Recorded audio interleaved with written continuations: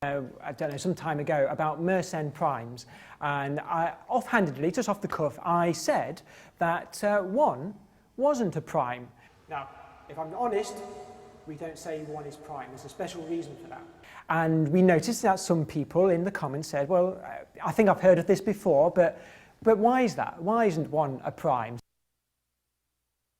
So what is a prime number? Let's think of the definition. You probably know the definition. A prime number is a number that can only be divided by 1 and itself. So the prime numbers are 2, 3, 5, 7, 11, 13. You know these numbers.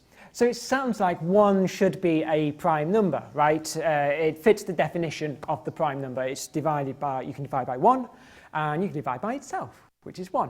And historically, it was considered a prime number. So if you're thinking, it sounds like it should be, well, that's what they used to think. That's what mathematicians used to think as well. But in the end, they had to exclude it from the prime numbers. Oh, poor old 1. 1 is the loneliest number you'll ever do. So it's excluded for a reason. There's a really important theorem in mathematics. It's called the fundamental theorem of arithmetic. Now, it says that every positive whole number can be written as a product by multiplying prime numbers. So here it is. I didn't want to write it out, so here it is. Every positive whole number, or integer if you like, can be written as a unique product of primes. So you can tell this is an important theorem because it has a name. And you can tell it's a very important theorem because it has a pompous name. So what this means is prime numbers are our atoms. Like atoms in chemistry, they can be used to make other numbers by multiplying these primes together. So for example, 15 is 3 times 5. 3 and 5 are prime, and you can make 15 from multiplying primes together. But there's a very important word here in this theorem. Look at this word, unique. Now that's not just there for decoration. Every word is important, unique. It has to be a unique product. There's only one way to do it. Now, we know, of course, that 15 is also 5 times 3. We don't mind that. That's allowed. We don't mind that. What we don't like is that 15 is 1 times 3 times 5. Not only that, but it's also 1 times 1 times 3 times 5. And it's 1 times 1 times 1 times 3 times 5, and so on. If 1 was a prime, then we wouldn't have a unique way of writing 15 as a product of prime numbers. So what this meant was, when they used to think it was prime, they had to keep excluding 1 from your theorems. You would have to keep saying, take all the prime numbers except for 1. And we just got tired of doing that. So we just decided to exclude 1 from our definition of prime to begin with. So 1 isn't a prime number.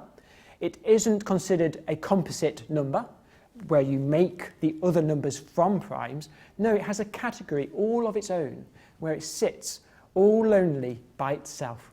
But why does this mean 1's not a prime? Maybe it's just a stupid theorem. Maybe the theorem's no good. Why does the theorem beat number 1 out? Why don't we have a choice. We have a choice to include it in that category if we wanted to. I mean, a prime number, prime's just a word, it's just a category, and it's more useful for us to say, take this list, which is the list of all the primes, and it doesn't have 1 on it. It's more useful to say, take this list, and that list is 2, 3, 5, 7, 11, blah, blah, blah.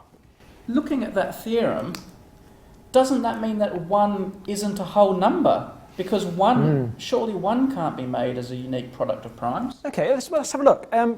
Let's take, I'll start with 16. Okay, 16 is a product of primes because it's 2 times 2 times 2 times 2. It's 4 primes.